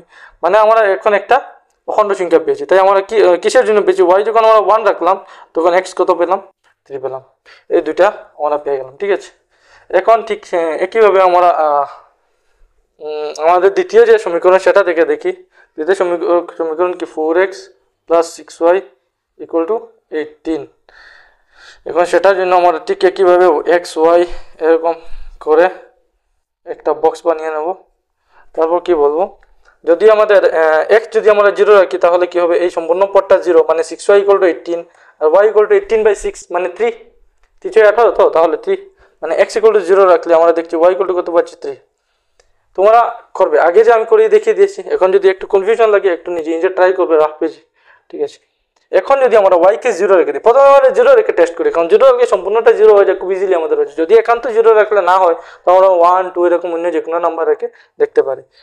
y কে যদি 0 রেখে দিই সম্পূর্ণ পদটা 0 হবে, তাহলে 4x = 18, x = 18/4, 4 দিয়ে ভাগ হবে না কারণ 18 4 এর নামতা নেই। তাই আমরা এখন 1 রাখবো, রেখে দেখবো। 1 যদি রাখি তাহলে 4x + 6 = এই যে y এর জায়গায় যদি 1 রাখি তাহলে 6 একে 6 হয়ে গেল তো, 4x + 6 = 18। তাহলে কি হবে? 4x = কি হবে? 18 - 6 মানে 12।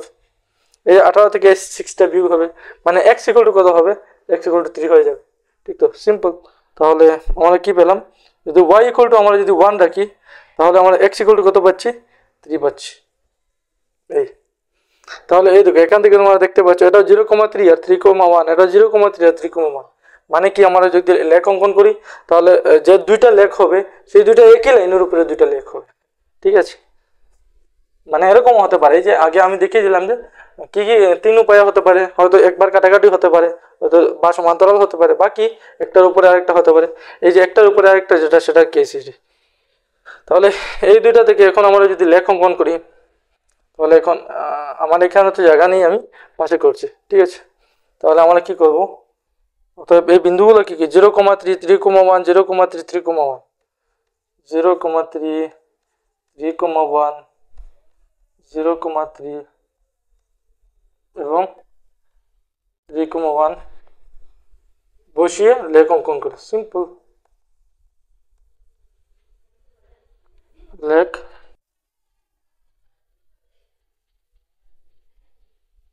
অঙ্কন করি, লেখ অঙ্কন করবো। তাহলে কি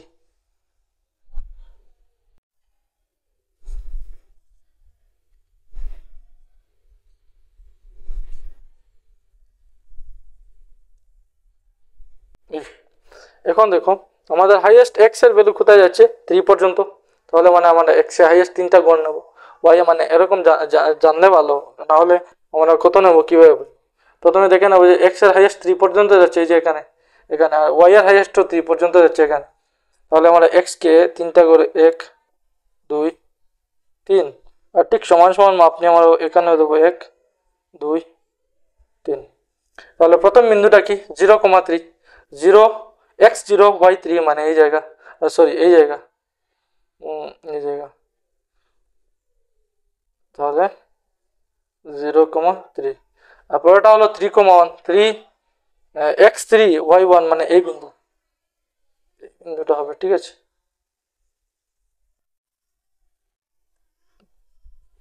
থ্রি কমা ওয়ান হয়ে গেল। এখন কি করব, আমরা এই দুইটি বিন্দুকে, এই বিন্দু এবং এই বিন্দু সংযোগকারী রেখাটা আঁকবো। এখন তোমরা বলবে এই দুইটা কেন বোঝাচ্ছি না, আসলে এই দুটা একই তো, 0,3 যে আবার এটা হয়ে যাবে, 0,1 আবার এটা হয়ে যাবে। তো এখন যদি আমরা লেখ অঙ্কন করি কি হবে, এরকম হবে। এটা কি শুধু একটি সমীকরণের লেখ না, এটা একটি সমীকরণের লেখ না, আসলে এটা এই সমীকরণ এবং এই সমীকরণ, এই দুটি সমীকরণেরই লেখ, ঠিক আছে। কারণ এই দুটি সমীকরণের বিন্দু এখানে এই লেখের উপরে আছে। তাহলে আমরা কি বলতে পারি, এখানে এই লেখটাকে আমরা কি বলতে পারি, আমরা বলতে পারি 2x + 3y = 9, এবং এক পাশে আমরা 2x + 3y = 9 লিখে দিই, অন্য পাশে আমরা 4x + 6y = 18 লিখে দিই, কারণ একই লেখ তো। এই এখন আমরা বর্ণনা করে নিলাম, এই হয়ে গেল আমাদের বীজগণিতিক বর্ণনা, এই হয়ে গেল আমাদের লৈকিক বর্ণনা। এটা শুধু একটা কনক্লুশন লাইন দেবো যে এই লেখ দেখে আমরা কি বুঝতে পারছি, আসলে এই লেখ দেখে আমরা বুঝতে পারছি যে এই যে দুটি সমীকরণ, সেই দুটি বা এই যে দুটি সমীকরণের লেখ দুটা কি একটা অন্যটা সন্নিপতি, যে শব্দটা আমরা ব্যবহার করবো এরকম যদি লেখ হয়, কি শব্দ ব্যবহার করবো আমরা, সন্নিপতি। সন্নিপতি মানে একটার উপরে একটা।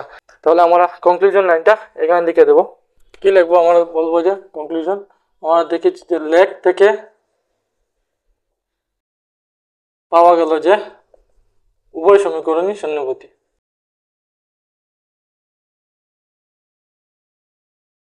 সন্নিপতি হলে কি হয় আমাদের, সন্নিপতি হলে আসলে একটি লেখ অন্যটি সমতুল্য হয়ে যায়, মানে সমতুল্য মানে সমানই। তাহলে আমরা কি বলবো, অর্থাৎ লেখ মানে লেখ না মানে সমীকরণ, অর্থাৎ সমীকরণ দুটি সমতুল্য। শেষ, এই লাইন, এই তো বর্ণনা হয়ে গেল, শেষ।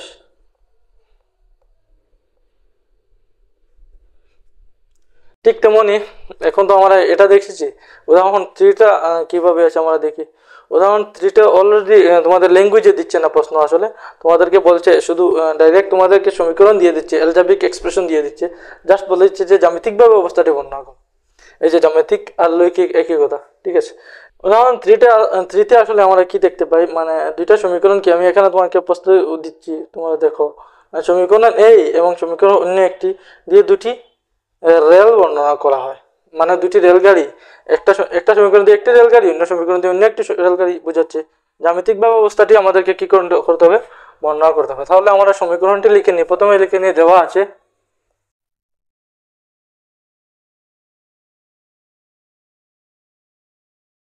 কি, একটা হলো x + 2y - 4 = 0, x + 2y - 4 = 0। আর আরেকটা কি আমাদের, আরেকটা হলো 2x + 4y - 12 = 0, 2x + 4y - 12 = 0। এই তো। তাহলে আমরা 1 এবং 2 কেন ব্যবহার করছি, আসলে কোনো জায়গায় যদি এই সমীকরণে আমাদের দরকার লাগে যে আগে দেখেছি, তাহলে আমরা এইগুলোর নাম না লিখে, সমস্ত সমীকরণের নাম না লিখে আমরা 1 এবং 2 এরকমও বলতে পারি। তাহলে কি হবে, আমরা প্রথমে এখানে লিখে দিই x + 2y, না, সমীকরণ দুটি লেখ অঙ্কন করার জন্য আমরা সমীকরণ 1 এবং সমীকরণ দুটির লেখ অঙ্কন করার জন্য আমরা দুটি করে বিন্দু বের করি, এরকম একটা লাইন আমরা লিখলে এমন সময় যাবে না।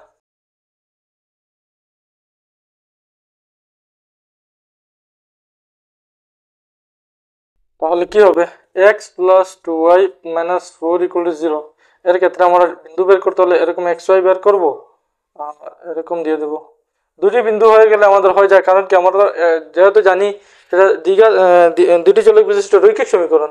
রৈখিক মানে একটা রেখা হবে, আর একটা রেখা আঁকতে হলে ম্যাক্সিমাম কটা বিন্দুর দরকার, ম্যাক্সিমাম দুইটা বিন্দু দরকার। এখন যে কোনো জায়গায় দুইটা বিন্দু থাকলে আমরা একটা রেখা অঙ্কন করতে পারি, ঠিক আছে। তাহলে আমরা দেখছি এখানে যদি x এর জায়গায় 2 রেখে দিই, তাহলে কি হবে আমাদের, 2y - 4 = 0 হয়ে যাবে, মানে 2y = 4 হয়ে যাবে, মানে y কত হয়ে যাবে, 2 হয়ে যাবে, ঠিক তো। তাহলে আমরা x এর জায়গায় 0 রাখলে y দেখছি 2 পাচ্ছি। এখন আমরা যদি y এর জায়গায় 2 রেখে দিই তাহলে কি হবে, 0 রেখে দিই তাহলে কি হবে, y যদি আমরা 0 রেখে দিই তাহলে শুধু থাকবে কি, x - 4 = 0, আর x = কি হয়ে যাবে আমাদের, 4 হয়ে যাবে, মানে y এর জায়গায় যদি আমরা 0 রেখে দিই x এর জায়গায় আমাদের 4 হয়ে যাবে। তাহলে এভাবে আমরা বের করে নিলাম। এখন অন্যটির ক্ষেত্রে ঠিক তেমনই আমরা বের করি, আমরা আরেকটা সমীকরণ হলো আমাদের 2x plus 4y minus 12 equals to 0। সেটার ক্ষেত্রে ঠিক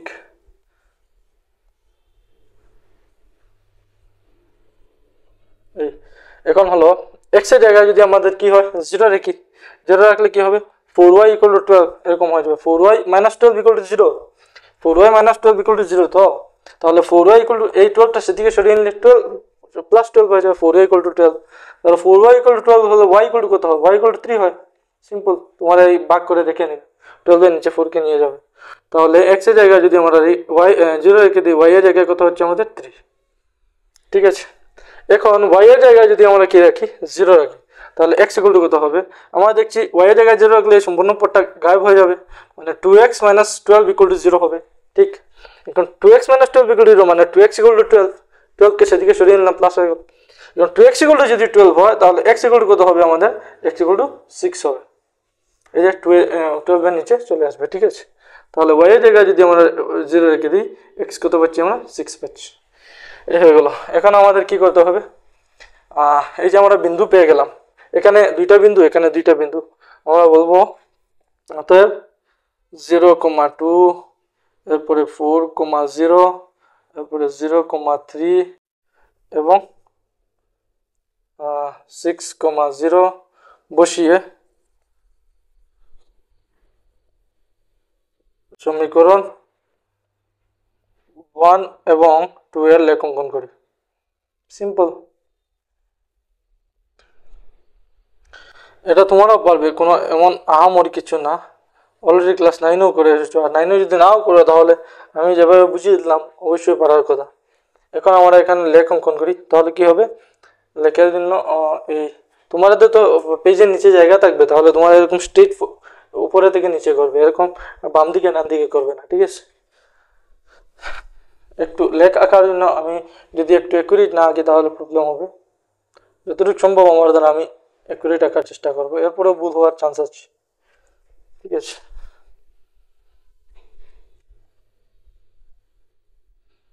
যেহেতু আমি স্কেল ব্যবহার করছি না, তোমরা কিন্তু স্কেল ব্যবহার করে করবে। স্কেলের 1 সেন্টিমিটারকে মানে তোমাদের সুবিধা অনুযায়ী তোমরা এরকম নেবে। তাহলে 0, আমার হাইয়েস্ট এক্স এর ভ্যালু হাইয়েস্ট কত হচ্ছে দেখি, 203, মানে হাইয়েস্ট 3। তাহলে 1 2 3 এই, আর সরি আসলে এক্স এর ভ্যালু হাইয়েস্ট 3 যাচ্ছে না, এখান থেকে দেখি এক্স এর ভ্যালু, এই তো এক্স এর ভ্যালু 0 4 0 6, মানে হাইয়েস্ট 6 যাচ্ছে।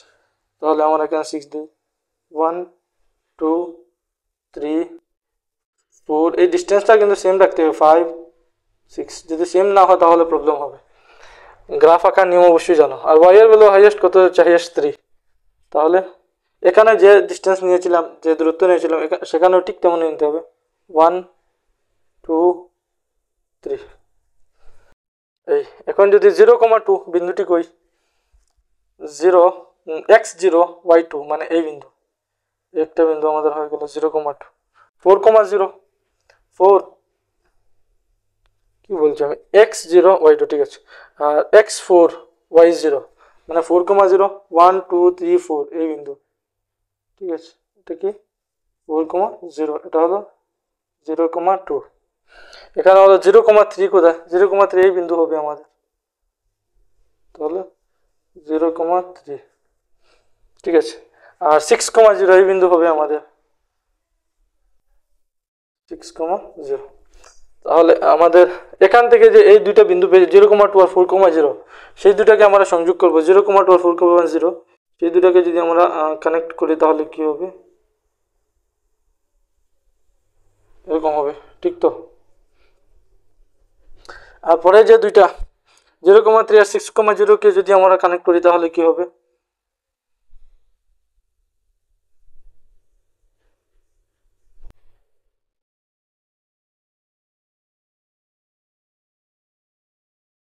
এরকম হবে। মানে এই যে নিচের যেটা, সেটা কোনটার লেখ, x plus 2y minus 4 equal to 0 এটার লেখ এটা। ঠিক আছে, x plus 2y minus 4 equal to 0। আর এই যে উপরের যেটা সেটা কিসের লেখ 2x + 4y - 12, যেটা হলো আমাদের 2x + 4y - 12 = 0 লেখ। এই হয়ে গেল। এখন আমরা কি দেখতে পাচ্ছি, প্রথমের ক্ষেত্রে আমরা দেখতে পেলাম উদাহরণ 1 এর ক্ষেত্রে কাটাকাটি হচ্ছে লেখ দুটি, পরে উদাহরণ 2 এর ক্ষেত্রে দেখতে পাচ্ছিলাম একটা অন্যটার উপরে সন্নিপতি হচ্ছে। এখন আমরা দেখছি যে লেখ দুটি কি হচ্ছে, সমান্তরাল হচ্ছে, একটা অন্যটা সমান্তরাল হচ্ছে। এই ক্ষেত্রে আমরা পরবর্তী পর্যায়ে যখন দেখব যে এই ক্ষেত্রে আমাদের কি হচ্ছে না, কোনো সমাধানই আসছে না। খুব ডিটেইলে এগুলো নিয়ে আমরা পরবর্তী এক্সারসাইজগুলোতে আমরা দেখব, সমাধান থাকে থাকে না, A1 A2 B1 B2 C1 C2 সেগুলোর সঙ্গে সম্পর্ক কি খুব ভালোভাবে দেখব। তাহলে এখন আমরা হয়ে গেল, তো লেখ হয়ে গেল। এখন আমরা জাস্ট কি করব, একটা কনক্লুশন লাইন লিখে দেব। ও সমীকরণ 1 এবং 2 এর লেখ থেকে বোঝা যাচ্ছে যে উভয় লেখ সমান্তরাল। শেষ হয়ে গেল। তাহলে আমি উপরে বর্ণনাটা লিখে দিই, কনক্লুশন লাইন। এই এখন আমাদের শেষ হয়ে গেল। তাহলে 3.1 এর 3টা এক্সারসাইজে 3টা অঙ্ক দেওয়া আছে। আমি একটা লেখ কোনোটিরই আমি করবো না, কারণ লেখ অলরেডি তোমরা করা জানো কীভাবে হচ্ছে। আর আমি যে লাস্ট 3টা প্রশ্নের লাস্টে যে কনক্লুশন লিখেছি, এই তিনটার মধ্যে যে কোনো একটা হবে। যখন তোমরা করবে, যদি প্যারালাল হয় তাহলে এই লাইনটা লিখবে, সমান্তরাল হলে। যদি আগের মতো যদি সন্নিপতি হয় তাহলে সন্নিপতির ক্ষেত্রে যে কনক্লুশন শেষের লাইনটা লিখেছিলাম সেভাবে লিখবে। আর যদি কাটাকাটি হয়, ছেদ করা হয়, তাহলে প্রথম উদাহরণ যেটা লিখেছিলাম সেটা লিখবে। তাহলে আমি লেখ আর এই যে কনক্লুশন লাইন এটা লিখে দিচ্ছি না, আমি জাস্ট তোমাদেরকে কতটুকু লিখে দেবো, এই যে অ্যালজেব্রিক এক্সপ্রেশন, বীজগাণিতিক যে বর্ণনা সেটুকু আমি তোমাদেরকে করিয়ে দেবো। এরপরে তোমরা এই বিন্দুগুলো বের করবে এবং লেখ অঙ্কন করবে। আশা করি এগুলো পারার কথা। যদি না পারো তাহলে আমাকে বলতে পারো, আর না পারার তো কোনো কারণই নেই, কারণ তোমাদেরও তো একটু প্র্যাকটিস করতে হবে। আমি যদি সব করিয়ে দিই তাহলে কীভাবে হবে? প্র্যাকটিস করার পরে যদি না পারো তাহলে তো আমি অবশ্যই হেল্প করব। তাহলে 3.1 এর প্রথম যে প্রশ্ন সেটা কি দিচ্ছে আসলে, আমি প্রশ্নটা তোমাদেরকে দিচ্ছি, তোমরা দেখো। আমি এখান থেকে বলছি যে রহিম তার মেয়েকে বলল, 7 বছর পূর্বে তোমার যত বয়স ছিল আমার বয়স তখন তার 7 গুণ ছিল, ঠিক আছে? এখন থেকে 3 বছর পর তোমার বয়স আমার বয়স তোমার বয়সের 3 গুণ হবে। এটা কৌতূহলজনক নয় কি? এমনিতেই বলছে, সেটা আমাদের জানার কোনো বোঝার কোনো দরকার নেই। এক্সক্লেমেশন দিচ্ছে আসলে। এই অবস্থাটি বীজগণিতীয় এবং লৌকিকভাবে বর্ণনা করো। লৌকিকভাবে তোমরা বর্ণনা করবে, বীজগণিত আমি করে দিচ্ছি। প্রথমে কি বলেনি, 7 বছর পূর্বে এই বয়স, 3 বছর পরে এই বয়স, সেই বয়স। বর্তমানে তাদের বয়সটা কি? বর্তমানে বয়স জানো তাদের? জানি না। তবে বর্তমানের বয়স আমরা যে কোনো একটা ধরে নিই আমরা 7 বছর পূর্বে কি হয়েছে দেখে নেব প্রশ্ন অনুযায়ী, ঠিক আছে? তাহলে আমরা বললেন যে তার কি রহিম আর তার মেয়ের কথা, তো তাহলে আমরা বলি রহিমের বর্তমান বয়স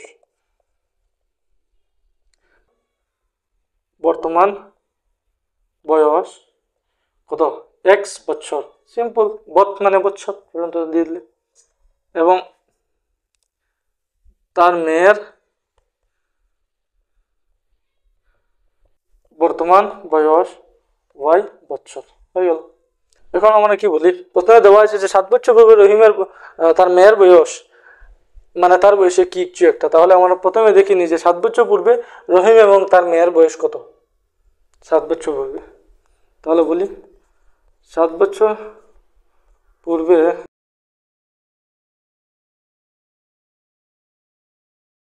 ক্রমে 7 বছর পূর্বে রহিম এবং তার মেয়ের বয়স ক্রমে কত হবে? এখন যদি 7x হয় রহিমের বয়স, 7 বছর পূর্বে কত হবে?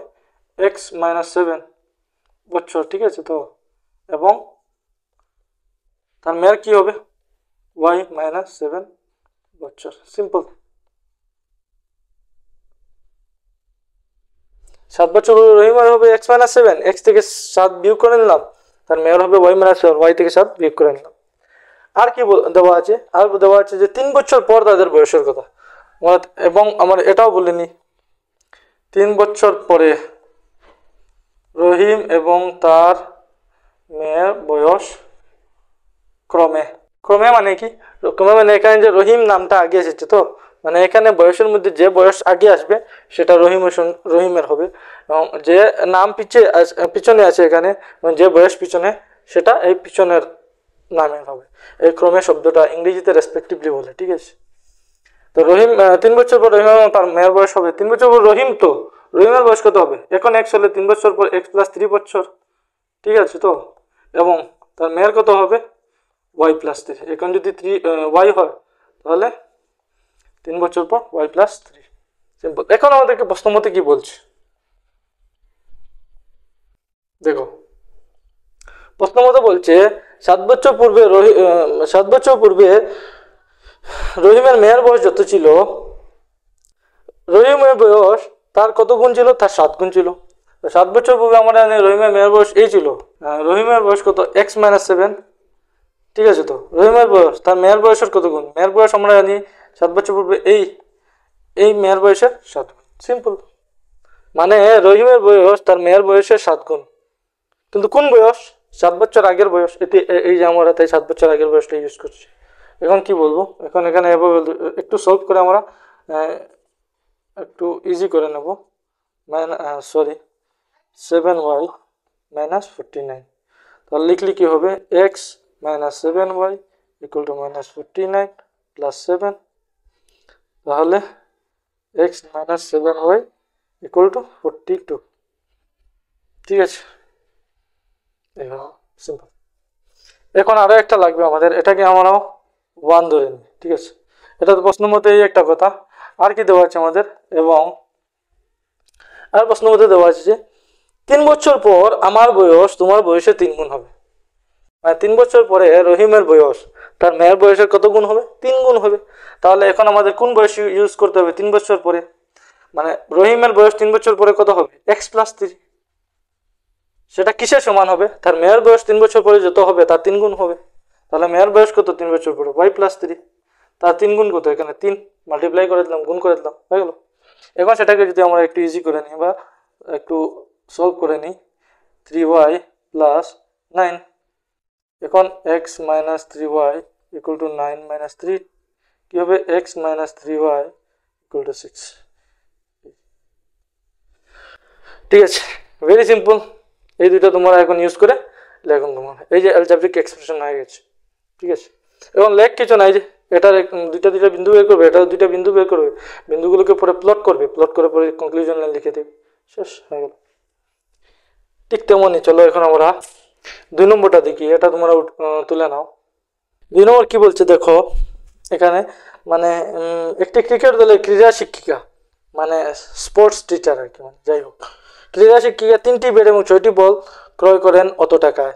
পরে তিনি একই জাতীয় আরও একটি ব্যাট এবং 3টি বল ক্রয় করেন অত টাকায়।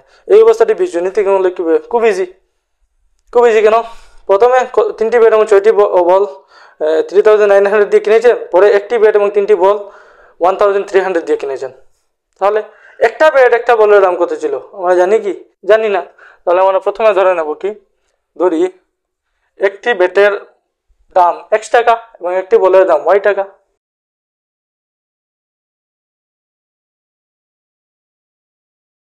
ঠিক আছে, এখন প্রশ্ন মতে কি দেওয়া আছে? প্রশ্ন মতে এই যে প্রথমে তিনি কি করেছিলেন? 3টি ব্যাট এবং কয়টি, মানে 3টি ব্যাট এবং 6টি বল ক্রয় করেছিলেন। একটি ব্যাটের দাম যদি x টাকা হয় তাহলে 3টি ব্যাটের দাম কত হবে? 3x। একটি বলের দাম যদি y টাকা হয় তাহলে 3টি বলের দাম কত হবে? 6টি বলের দাম কত হবে? 6y। এই তো 6y। এখন এই দুইটা মিলে, এই 3টা ব্যাটের দাম এবং 6টা বলের দাম, দুইটাকে প্লাস করে টোটাল তিনি কত টাকা খরচ করেছিলেন? 3900। এই হয়ে গেল একটা। এটাকে আমরা 1 দিয়ে দিই, তোমাদের কাজে লাগবে, সমীকরণ 1 বলে দিতে পারবে। এরপরে আর কি আছে প্রশ্ন মতে? আর দেওয়া আছে একটি ব্যাট এবং 3টি বলের মূল্য 1300। একটি ব্যাটের দাম x টাকা, তাহলে x। 3টি বলের দাম, একটি বলের দাম y, 3টি বলের দাম কি হবে? 3y ইকুয়াল টু কত? 1300। এই দুইটার দাম মিলিয়ে কত টাকা দিয়েছেন তিনি? 1300 টাকা। এই শেষ। এখন সেটা তোমরা কি করবে? লেখটা তৈরি করবে। ঠিক আছে, যদি গ্রাফ পেপার থাকে তাহলে একটু ভালো হবে। গ্রাফ পেপারে তোমরা লেখটা করবে। যদি গ্রাফ পেপার না থাকে তাহলে আমি যেভাবে করেছি সেভাবে কিন্তু স্কেল ব্যবহার করবে। এই কোণটা কিন্তু 90 ডিগ্রি হতে হবে, এটা খেয়াল রাখবে। যদি 90 ডিগ্রি না হয়, এরকম যদি করে নাও বা এরকম যদি করে নাও তাহলে মানে গ্রাফটা ভুল হবে। ঠিক আছে, 3 নম্বর কি বলছে? 2 কিলোগ্রাম আপেল এবং 1 কিলোগ্রাম আঙ্গুরের মূল্য কোনো একদিন 160 টাকা ছিল। 1 মাস পরে 4 কিলোগ্রাম আপেল এবং 2 কিলোগ্রাম আঙ্গুরের মূল্য 1300 টাকা হয়। এই অবস্থাটি বীজগণিতীয়ভাবে এবং লৈকিকভাবে বর্ণনা করা হয়েছে। ঠিক আছে, 2 কেজি আপেল এবং 1 কেজি আঙ্গুর, এগুলোর মূল্য 160 টাকা।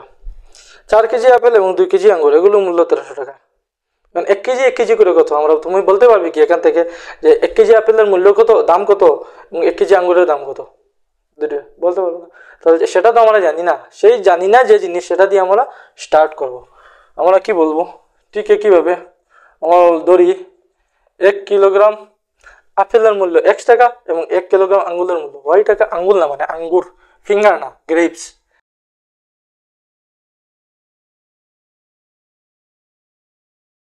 ঠিক আছে, তাহলে আমাদের প্রশ্ন মতে কি, প্রশ্ন মতে কেন ডাইরেক্ট ব্যবহার করতে পারি এরকম কি হয়েছে। আগে যে 1 নম্বরে একটু মানে আমাদের লিখতে হয়েছিল, যদিও সেই দুটি লাইন না লিখে আমি প্রশ্ন মতেই ব্যবহার করতে পারতাম, আমি ভাবলাম সেরকম লেখাটা ভালো। আগে আমরা 7 বছর আগের বয়স কত এবং 3 বছর পরের বয়স কত, এই দুটো লাইন লিখে দিলাম, তো সেটা না লিখলেও পারতাম, আমরা ডাইরেক্ট প্রশ্ন মতে সেটা ইউজ করতে পারতাম, লিখলে কিন্তু ভালো হয়। এখন এখানে কিন্তু আমরা ডাইরেক্ট লিখতে পারি, কারণ কি 2 কিলোগ্রাম আপেল এবং 1 কিলোগ্রাম আঙ্গুর 160। 1 কিলোগ্রাম আপেল যদি x হয় তাহলে 2 কিলোগ্রাম আঙ্গুর 2x। 1 কিলোগ্রাম আঙ্গুর তো y দেওয়াই আছে, মিলে কথা হয়ে গেল 160। প্রশ্নতে দেওয়া আছে এই কথা, ঠিক আছে। আবার কি দেওয়া আছে, 4 কিলোগ্রাম আপেল এবং 2 কিলোগ্রাম আঙ্গুরের মূল্য 1300। তাহলে 1 কিলোগ্রাম যদি x তাহলে 4 কিলোগ্রাম 4x, আর 1 কিলোগ্রাম আঙ্গুর যদি y হয় তাহলে 2 কিলোগ্রাম আঙ্গুর কত হবে 2y, কত টাকা হবে 1300 টাকা। শেষ, সিম্পল। এই দুটো ইউজ করো আর তোমরা গ্রাফ তৈরি করো, ঠিক আছে। তাহলে আজকে এখানে দেখো খুব ইজি ছিল চ্যাপ্টার, কোনো প্রবলেম নেই। এরপরে থেকে মানে চ্যাপ্টারটা, সম্পূর্ণ চ্যাপ্টারটা ইজি, মানে একটু লেন্দি চ্যাপ্টার, আর এক একটা অঙ্ক একটু সময় নেবে, 3 থেকে 4 মিনিট 5 মিনিট এরকম নেবে, আর একটি জায়গায় ভুল হলে সম্পূর্ণ ভুল হয়ে যাবে। সমাধান এখন আসবে, ঠিক আছে। প্রথমে লৈকিকভাবে সমাধান দেখবো, লেখ দিয়ে আমরা এটা সমাধান ইউজ করতে হবে। যেমন এখানে 1 কিলোগ্রাম আঙ্গুরের দাম কত ছিল সেটা আমরা বের করতে পারবো, কিন্তু এখানে আমাদেরকে জিজ্ঞেস করছে না, শুধু বলছে এরকম তোমরা লিখে ছেড়ে দাও, বর্ণনা করে দাও, তাহলে এরকম বর্ণনা করো।